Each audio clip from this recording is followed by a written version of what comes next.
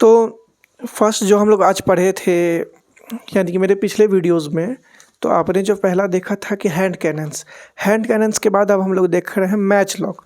A piece of cord को हम लोग मैच लॉक बोलते हैं। मैच लॉक और हैंड कैनन्स में डिफरेंस तो था, लेकिन उतना मेजर नहीं। कैसे, मैं आपको आगे बताता हूँ। The major advance in the pistol as it enables the weapon to fired in one hand. अब जो एडवांसमेंट हुआ पहले जो हमारा जो पहला जो मैच लॉक से जो पहले हैंड कैनन्स था, उसको एक हाथ से फायर हम लोग नहीं कर सकते थे, one hand. And now also give an opportunity to aim it as well.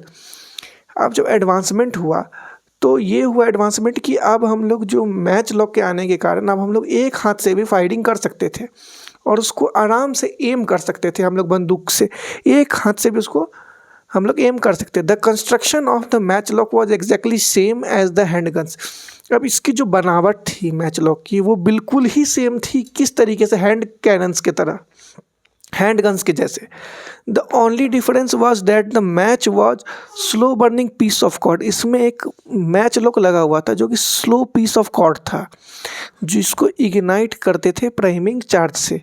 Priming charge was held in में कर्व्ड हुक।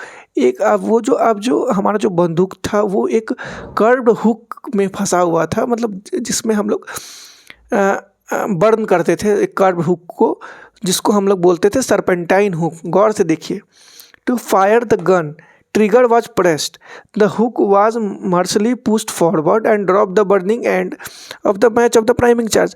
अब यही हुआ कि पहले हुक नहीं था, अब लेकिन मैच लॉक के आने के बाद एक हुक, जिसको हम लोग सर्पेंटाइन बोलते हैं, उसका इस्तेमाल होने लगा फायरिंग करने के लिए, जिस कारण से हम लोग एम अच्छे से करने लगे, अपने टारगेट्स को सही ढंग से एम करना हम लोग समझ गए। लेकिन कुछ डिफरेंसेज भी थे इसमें। डिसएडवांटेजेस थे क्या? डिसएडवांटेज पहला था कि the major defect with the match lock design was it required slow burning. अब ये बहुत स्लो बर्न करता था और as a result it was little surprise to attack in damp और रेनी कंडीशन। और रेनी कंडीशन में इसको यूज करना बहुत ही ज़्यादा मुश्किल था। अब तीसरा हम लोग नेक्स्ट वीडियो में देखेंगे। Thank you.